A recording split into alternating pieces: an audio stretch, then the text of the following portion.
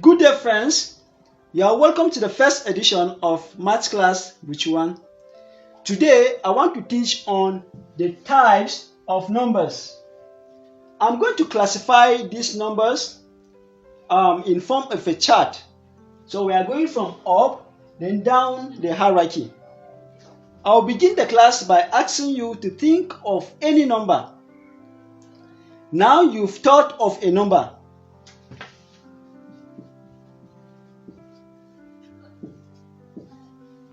That number will be a real number or an imaginary number.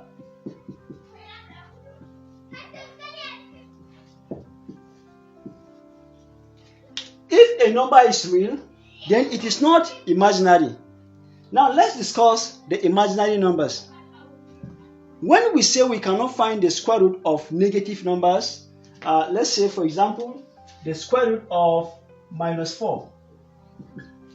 It is true in a sense. Why? Because there is no number that will square to give us -4. Unlike the positive numbers like the square root of 16, you see, the square root of 16 is 4. Why is 4 the square root of 16? Because 4 will square to give us 16. 4 square, that is 4 times 4, will give us what? 16. In another sense, we can be able to find the square root of -4 only if we can admit that the result is imaginary. Let me give you the fundamentals. We are certain that the square root of 1 is 1 because 1 will square to give you 1. If we can let the square root of -1 to be I, always in italics. With these fundamentals, you can be able to find the square root of negative numbers. Now, the square root of -4, using this will give us 2i. Now let me explain. The square root of -4, I can write it as -4. I can write it as 4 multiply -1. I can further expand this one as the square root of 4 times the square root of -1. The square root of 4 is 2. The square root of -1, we say let it be I. So here is I. So you can see the square root of -4 is 2i. And that is about the imaginary numbers. Subsequently, in one of our videos, I'm going to teach how we can combine the real and the imaginary numbers. When you combine it either by addition, subtraction, we are going to have what is called the complex number. And you deal with complex number following similar rules with that of sorts. Now let's come to real numbers. Now, I can categorize this real number into a rational number and irrational numbers.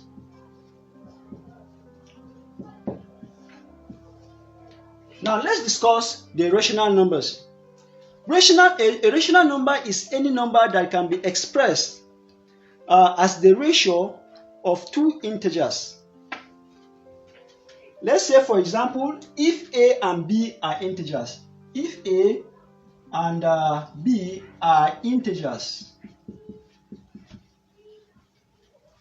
Now, if you divide A divided by B, whenever you divide it like this, you divide A divided by B. Now this is going to give you what is called the rational number.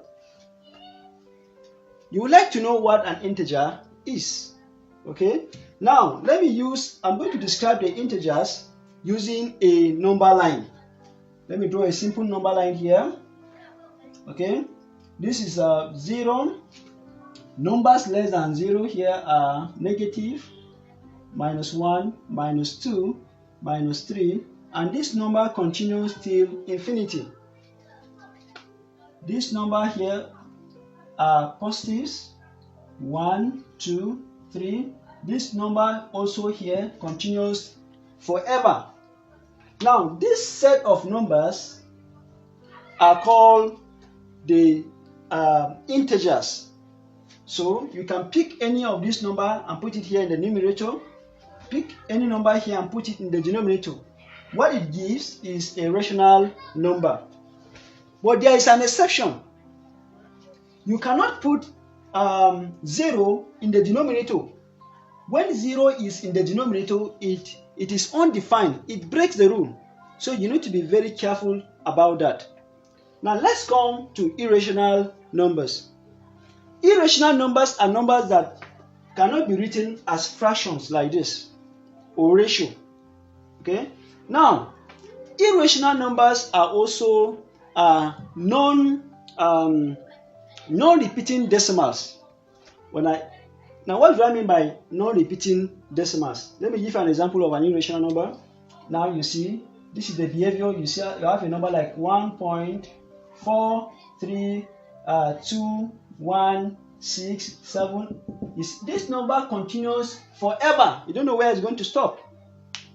Okay, so if you must write an irrational number in decimal form, you must have to approximate it.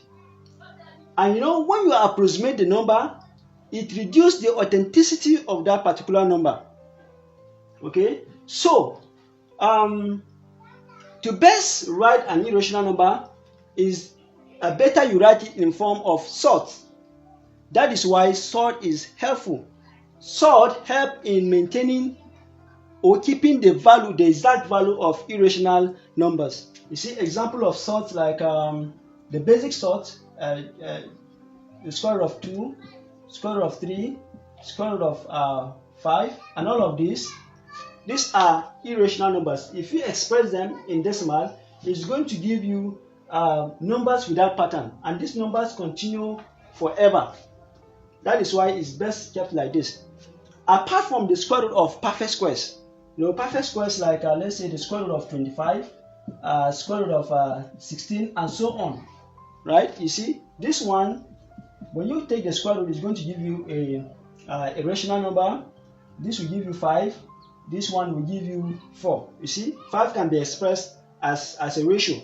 You can write 5 over 1. You see, here you can write 4 over 1, and it's a rational number. Okay. Now there is something that is looking similar there's something about irrational that is looking similar with rational number, but it's not the same. Now, what do I mean?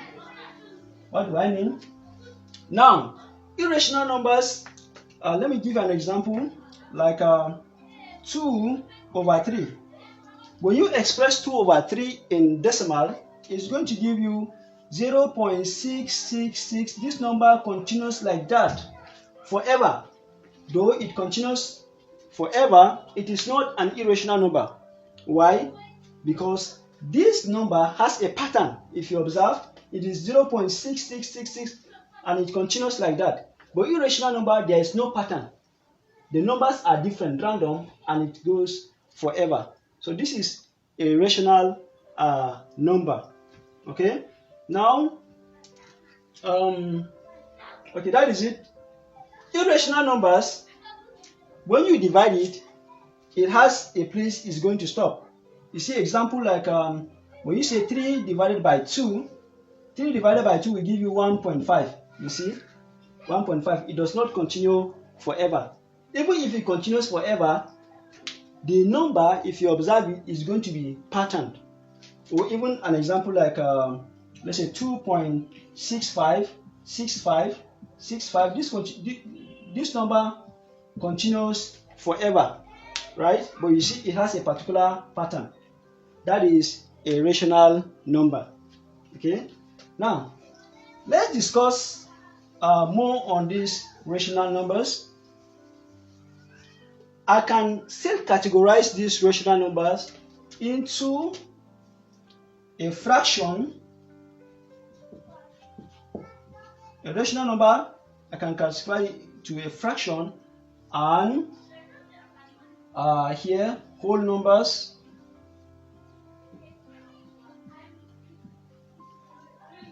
Okay, I can further bring this one down as natural numbers.